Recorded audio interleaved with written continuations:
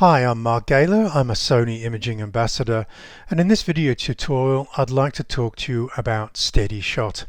Now, if we're hand holding the camera and the shutter speed slows down too much, we get something called camera shake. Basically, we can't get a sharp image. Now, the ways around this is to use an old rule of thumb, which is called the reciprocal rule, which is we take the focal length of the lens and use that number as a starting point for the shutter speed. Now, most people, most of the time, can hand hold a camera at these shutter speeds. And in this example, I'm using a 135mm lens on a full frame camera, and I'm using a shutter speed of 1/160th of a second. Now, I may have been able to slow down a little bit more, but without steady shot, I won't be able to slow down too much more beyond that. Now, fortunately for us, there are a couple of ways around these limitations of shutter speed. One of them is simply to use a tripod. The other is to purchase a camera with steady shot. Now, steady shot also comes equipped on lenses. Not all Sony lenses have optical steady shot or OSS, but certainly many of them do. And the other thing is we will notice that many Sony cameras have steady shot inside. This is where the sensor itself is stabilized. Now, one of the advantages of having a stabilized sensor, it does have 5-axis image stabilization. With OSS, optical steady shot on lenses, we only have 2 axes covered, and that is the yaw and pitch. Now, in this next slide, we can see the yaw and pitch is moved further towards the lens, because if we're using a lens with optical steady shot and we're using a camera with steady shot inside, the two steady shot mechanisms talk to each other, and basically the yaw and pitch is mainly controlled by the OSS in the lens, and the other 3 axes are then covered predominantly by the sensor. Now, handheld using slow shutter speeds. I'm not a great fan of carting around tripods on the off chance I might need one, so I will shoot in very low ambient light conditions and try to brace the camera and use a stabilized lens, OSS lens, and or a stabilized sensor. To give you an example of the advantages of using steady shot inside, this image was captured with an Alpha 6600 camera. Now, if I had used the recommended shutter speed without any optical image stabilization, i.e. no SS on the lens and no sensor stabilization, I would have had to have used an ISO of 12,800 to ensure that I don't get camera shake when capturing this image in twilight. But I've slowed this shutter speed down to 1/8 of a second. Now, I'm actually using a focal length of 113mm here, and so 1/8 of a second is very, very slow. It's actually a 4-stop advantage over using a camera with no optical steady shot and no steady shot inside. So obviously being able to shoot this image at ISO 400 gives me a folio quality image, and the only way around this, if I hadn't got that image stabilization or steady shot, would have been to use a tripod.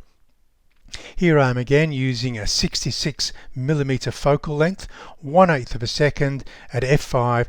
Now, the ISO has admittedly gone up to 1000 ISO now, but this is basically a night shot without using a tripod captured of the Shard in London. Now, one of the things about optical steady shot and stabilized sensors is it's not a magic for capturing any image using slow shutter speeds. And I've used this example is although I could hand hold the camera at slower shutter speeds using OSS, I can't guarantee to freeze the subject in case the subject moves. So in this instance, I've only slowed the shutter speed down to 1/125th of a second, and that is because the subject might move. And again, that has pushed the ISO a little bit higher to 1000 ISO. Here I am now, and really I wouldn't have an image at all without steady shot, because this is captured with a 400mm lens with a 2 times teleconverter. So I'm shooting at an incredible focal length of 800mm at just 1/125th of a second. The sun has set a long time ago, and the wildlife comes out in that late twilight, and I'm pushing the ISO to 5000, but because I've got a full frame sensor, I'm actually able to capture this beautiful wallaby captured in Queensland. Now occasionally we can try, you do need a little bit of luck on your side with these type of images. If I'd have captured this with a 400mm lens at 1/400th of a second, the ISO would be at 6400, and I probably did take a couple of images with these higher ISO values. But because I noticed the bird, the raptor in this case, was almost motionless, I decided to see how slow I could go and capture one at 100 ISO. This slowed the shutter speed down to 1/25th of a second, but I did get away with it. You will lose a lot of images with subjects that are likely to move in these instances, but when you do have a little bit of time up your sleeve because the subject is not moving, it's certainly worth leaning on your friend Steady Shot to see how low in the ISO you can go and how low in the shutter speed you can go. I've used this as an example, again using the Alpha 6600 camera. Now the Alpha 6600 has steady shot inside. The other APS-C cameras do not. Now one of the best quality zoom lenses Sony have ever made for the APS-C is the 1655, but this does not have optical steady shot in the lens. So I'm forced, if I'd been using say the Alpha 6400 camera instead, I would have a camera with no steady shot inside, a lens with no steady shot, and therefore most likely in these first light of day shot the camera would have to be on a tripod. But here I am getting the advantage of the steady shot inside, and I'm managing to slow that shutter speed down to 1/4 of a second. I will brace the camera. If I can kneel down and put my elbow on my knee, I will try and brace the camera, and I'll squeeze the shutter release very, very gently. And I might take 2 or 3 shots just to ensure that I have at least one very sharp shot. But by doing that, I've managed to get an image captured at 400 ISO instead of 6400 ISO. So again, steady shot inside comes to the rescue. And sometimes we just don't have the opportunity to actually use a tripod. Here we've gone out onto, and this is the Great Barrier Reef. This is a coral cay at low tide. You're not allowed to use tripods on this coral cay because it's a living organism. So what we have to do is just go in the channels. We're not allowed to step on top of the coral, and then we're actually capturing this stranded wildlife, this turtle, trying to wait for the incoming tide before it can again swim out to sea after laying its eggs. So this is again a first light of day shot where we're using the advantages of having stabilized sensors or stabilized lenses. In this case I'm using stabilized sensor and a without a stabilized lens. The great advantage in this particular shot for me was I'm actually hanging the camera over the end of a pier that I'm actually standing on. So again, this rules out using a tripod. But again, in the last light of day, I'm actually capturing this at 1/5 of a second. I'm stopping the aperture down to f11 to get that depth of field I need to get the Queen Mary in the distance and the foreground wooden stumps or pins all sharp because of the depth of field, and the ISO has only risen to 160. Most often I'm at these low light environments, and it's like a lot of photographers believe that tripods are compulsory, and I'm aware of how much advantage I can get from steady shot. So if you're an auto ISO user, sometimes the cameras won't drop the shutter speed for you. You have to be aware of how to do this and take full advantage of stabilized lenses and stabilized sensors, and we'll deal with that in a future slide. One of the great advantages of having the E-mount system is we can use full frame lenses on the crop sensor bodies, and perhaps one of my favorite lenses to put on a crop sensor body is the FE 85mm f1.8. I like this lens because it's sharp wide open, it's fast focusing, it's a very affordable lens, it's pin sharp wide open whether it's used on an APS-C or a full frame camera, but it doesn't have OSS. So by putting it on the Alpha 6600, which has stabilize inside, then we are getting the ability in this case to lower that shutter speed to 1/20th of a second, to use the absolutely lowest ISO, the 100 ISO, which gives me the optimum dynamic range for this sensor, and I need that dynamic range because of the very bright surfaces on the skyscrapers on this Melbourne skyline image here. Again, another advantage, 124mm, 1/40th of a second at f4, and this again allows me to shoot in the low light using a low ISO. Now occasionally we will put the camera on a tripod. You're not going to always use steady shot or OSS, even though sometimes you could handhold the camera. So to give you an example why I would put the camera on a tripod still is I want to smooth out the surface ripples on the foreground water, and the only way I can do that is by extending the shutter speed, and I'm going to extend that shutter speed over something that I am comfortable with when using handheld steady shot, and that typically revolves around the 1/5 or 1/8 of a second on a full frame camera. You are going to have to use a slightly faster shutter speed on an APS-C camera. So this is a tripod image at 2/5 of a second. I might be very lucky if I took 10 images, I might get one that's sharp, but by that time maybe the Spirit of Tasmania, which is sailing up the channel here, might have already arrived at the pier. There's another reason I will use the steady shot for lowering those shutter speed, and that is for creative reasons, which is to create a little bit of movement drag.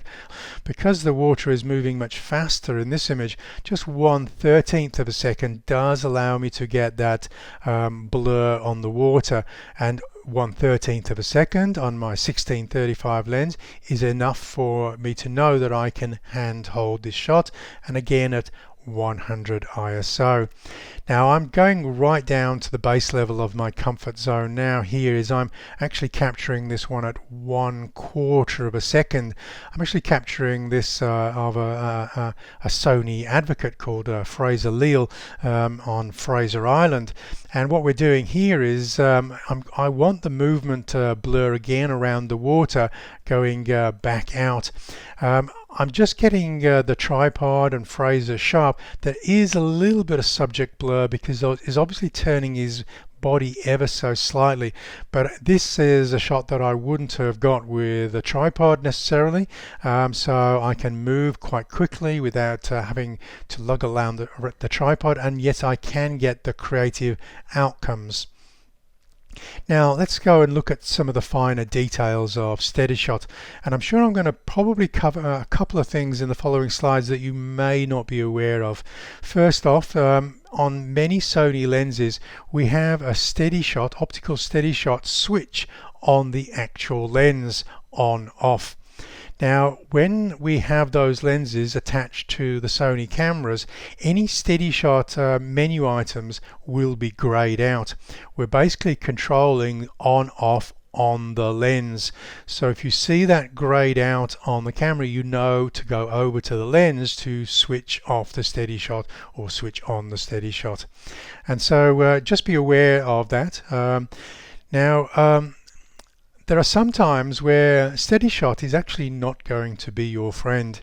Now steady shot is for when you're trying to hold the camera very still in most instances, but when we're using fast shutter speeds for birds in flight, we're not holding the camera still, we're actually moving the camera quite quickly, and so steady shot is going to fight us on this movement.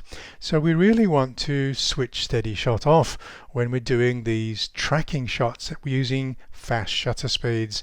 And so if you can remember with your birds in flight, or maybe motorcycles moving quickly with fast shutter speeds, just remember to flick that switch on the camera. As soon as you finish that, it's always worth just switching it back on before putting the camera in your bag, because you may not remember the next time you're shooting a landscape in very low light you've actually disabled the steady shot both in the camera and on the lens by switching that switch to off. Now again, a steady shot is actually not working anyway for you. You might have it in the camera, you may have it in the lens, but it's not actually doing much for you when we're using shutter speeds of 1/2000th of a second. So if you can remember again, just flick it to the off and remember that you've switched it off. Now, when you do have menu items, the steady shot menu items on the camera, and they're not grayed out anymore, it's because there is not a steady shot switch on the actual lens. So you'll see that, and you'll be able to go into the camera menu there and switch it from on to off. And again, just remember, if you don't have a sophisticated lens with more than an on-off button on the lens, just remember, if you are doing some panning shots, just remember to turn steady shot off. This is a slow shutter speed, and I would 1/8 of a second, and I would turn the steady shot off on lenses that only have that simple on-off switch. Now I want to be able to access steady shot quite quickly on all of my Sony Alpha cameras and even on my little RX camera, so I've put the steady shot option in the FN menu. This gives me quick access. It's also a visual reminder every time I press the FN button to notice whether it is in the on position or the off position. Now I did say that there are many lenses just with a simple on-off switch, but there are a series of Sony lenses which have the on-off switch, but they also have a mode switch, and that mode switch is also connected to steady shot. Now typically when you first got the lens out of the box, they're typically the white telephoto zoom lenses, and by default these lenses tend to be in mode 1. That is basically both axes of the optical steady shot are working to keep everything as still as possible to avoid camera shake. Now we do have a mode 2, and that mode 2 is when we're panning the camera with slower shutter speeds. It basically disables the horizontal axis. So basically we're telling the camera, try and steady everything except the panning motion left to right or right to left, because this is what I'm going to be doing. And it's typically mode 2 is suited to the slower shutter speeds. Slower shutter speeds is a relative term. It doesn't really depend on the speed of the subject. It depends on how quickly you're panning the camera. So in this instance we have a motorcycle moving at more than 100 kilometers an hour, probably more than 200 kilometers an hour. So 1/500th of a second in this instance would be considered a slow shutter speed. So mode 2, panning with slower shutter speeds. When we're not panning the camera, we could either move to move 1, or if we're using those 1/2000th of a second, just switch it off. Okay, so generally the optical steady shot of the lens is not engaging really if the camera is not being moved. So it's not the end of the world if you forget to switch it off in these instances, but it's not doing anything for you with the 1/2000th of a second, because the shutter speeds are not slow. There are some motions and there are some lenses which have more than 2 modes. We're looking at the 400 GM prime, the 600 GM prime, the FE200 600G lens. These have 3 modes. So one is for fully stabilized, trying to keep the camera as still as possible with slow shutter speeds. Mode 2, panning with slower shutter speeds. Mode 3 is for erratic movement. The type of camera swings which aren't just restricted to left or right, right to left, and this might be illustrated by birds in flight that suddenly fly vertically and not just left to right or right to left because they're on a racetrack. So this is where mode 3 comes in. If you don't have a mode 3, just switch to steady shot off. Okay, another aspect of steady shot. This is using a non-Sony E-mount lens, but it doesn't have steady shot inside the lens. And so basically the camera doesn't really know the focal length of these lenses. Many of these lenses don't communicate the focal length to the camera, the Sony camera they're put on. So there needs to be a way of communicating that. There's no steady shot in the lens itself, but we can use the in-body image stabilization to help the lens out. And I needed some help here because I'm shooting this particular shot on this 12mm Rokinon on an APS-C camera. I think it's the Alpha 6600 camera, and it's the I'm shooting this at f1100 ISO. So that 1/6 of a second is making use of the in-body image stabilization. The way we can basically let the camera know the focal length of the lens is to go into the menus, look for steady shot settings, just press the center button to enter that menu, go from auto into manual, and then select the focal length of the lens you're trying to stabilize. In this case it will be the 12mm focal length, and away we go. We're now getting good 5-axis image stabilization on a lens that doesn't have any stabilization and is not a Sony lens. One of the things that I need to be able to control when I'm relying on steady shot is what the shutter speed is actually doing. Now I'm typically an aperture priority photographer for 95% of the stuff I'm shooting, and one of the ways that I control what the shutter speed is doing is with a function called ISO auto minimum shutter speed. Now when we're in auto ISO, the camera is basically using the reciprocal rule most of the time. So if you're using say a 100mm lens, the camera will try and use a shutter speed of 1/100th of a second in order to avoid camera shake. It doesn't actually rely on the fact that steady shot could actually use shutter speeds slower than that. So let's take a look at how we can make full use of our steady shot inside or our OSS lenses. So we'll go into the menus, ISO setting, and we'll look for that ISO auto minimum shutter speed, and you'll see by default it's set to standard. Now I use ISO auto minimum shutter speed so much, I definitely recommend either putting this feature in your FN menu or even better, put it on one of the custom keys. On most of my cameras it takes pride of place on the C1 custom key. So when I'm shooting and I know I have time to brace the camera, nothing in my landscape is moving, so it's almost like a still life or a landscape shot, I am going to try and make full use of my slower shutter speeds and OSS and steady shot inside. Now this is where the reciprocal rule on the Sony lenses that we attach to our cameras breaks down. It doesn't really want to let you go too slow by default. So if we're using focal lengths wider than say 28mm, we are going to try and leverage some slower shutter speeds. Now we can go, instead of going ISO auto minimum shutter speed standard, we can move that setting to slow.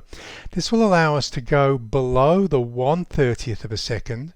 Now 1/30th of a second would be the minimum even if we were using a 16mm focal length.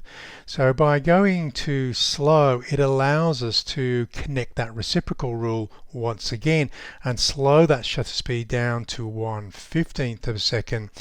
If, however, you know you've not been drinking too much coffee, you're prepared to brace the camera to avoid camera shake, we can go even slower by default, and that is to move it from ISO auto minimum shutter speed slow to slower, and this will allow the camera to halve the shutter speed again, so 1/8th of a second. Now I think most people can hand hold 1/8th of a second if they know they're trying to be still, and so I would set that as a challenge to yourself. How low can you go? You might even be able to go slower than that. If you think you can go slower than 1/8 of a second, then instead of using slower, just dial in the minimum shutter speed from that vertical menu there and see how slow you can go, or shoot in manual mode and actually select that manual shutter speed. As I said, I like the ISO auto minimum shutter speed, so I do recommend putting it in the function menu or a custom key. Let's take a look at that in practice, where we've actually chosen the slower from the ISO auto minimum shutter speed settings, and here I am using my 1635 at the 16mm focal length, and instead of choosing say the 1/30th of a second, it's choosing the 1/8 of a second. And trust me, if you were to view this on a 4K monitor, this image is sharp. The only risk for me to not get a sharp image is if there was a little bit of movement of the boats on the water and the subject created the blur rather than my camera shake. If you're picking the ISO auto minimum shutter speed up from a function menu and you've got a multi-selector button, just move your selection over to ISO auto minimum shutter speed. You don't even need to press the multi-selector or center button in to select the vertical menu. You can simply roll the front and rear dials on the top of the camera to select the alternative ISO auto minimum shutter speed setting. So again, I use the rear dial. Where anything below that upper line, I'll be using the rear dial. So the front dial on the camera, on the A7 and A9 cameras, controls the upper menu, and if anything's got a sub menu, we control that using the rear dial. This only takes me a couple of seconds to select an alternative ISO auto minimum shutter speed. Now let's look at the other end of the spectrum. Here is I'm using ISO auto minimum shutter speed, but this time for sports images. So this is where I don't want the 1/2000th of a second to freeze absolutely everything. I'm going to try and create a sharp image of the moving motorcycle by my accurate panning technique. Now there will be a bit of hit and miss there depending on how good you are at panning, but what I do want from this slower shutter speed is background blur. Even the small amount of streaks on the bitumen behind or tarmac behind the rider will create the illusion that this bike is moving at great speed. And so I've set the ISO auto minimum shutter speed to 1/250th of a second, and I'll close the aperture down accordingly depending on the weather conditions, so the ISO will sync that far. If I have the aperture too far open, the shutter speed will go higher than 1/250th, so I might find myself having to shut down to f8, or on an A7 III, A7R4, A9 camera we can even push down to f11. Here we are, we're selecting mode 2 for the slow shutter speed panning. I'm selecting the 1/250th of a second, and now I'm panning accurately, getting sharp motorcycles and blurry backgrounds. So I'm getting precise control over my steady shot and also my shutter speeds.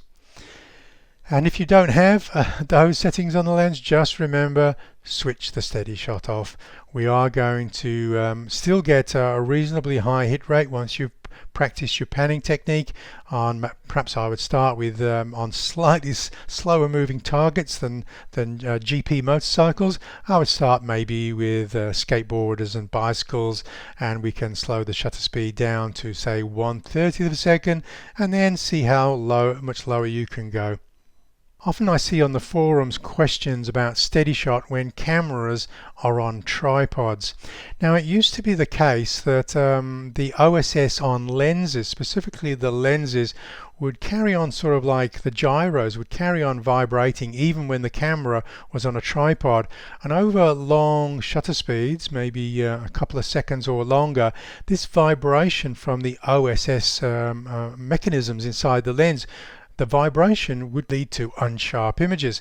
So you'll see on a lot of forums people advising you to switch steady shot off when the camera is on a tripod and we're using long shutter speeds. Now what has happened in recent years, however, is the steady shot mechanisms inside the latest model cameras have become a lot more sophisticated than they used to be. And so when the cameras don't detect any motion, because the camera's on a tripod, it tends to switch off the OSS motors inside the lens, so we don't get that vibration anymore. If you're not too sure whether your recent model camera is doing this or not, then just get into the habit of switching it off. One of the things that I would recommend you do switch this off by default, however, is if you're using a non-Sony lens with a longer focal length, because those long shutter speeds will most likely lead to a little bit of blur caused by vibration. Okay, so just finishing up on one last thing. If you're using a camera with in-body image stabilization, if you're brave enough to clean your sensor yourself, is when you touch that sensor, it's slightly unnerving because that steady shot cradle, the sensor isn't rigid. So as soon as you touch it with your swab or your cleaning fluid, the sensor moves, and that sort of is a little bit of alarming to some people. So there is a way around basically to lock that steady shot cradle down so that when you do touch that sensor, it's rigid, not floating on its cradle.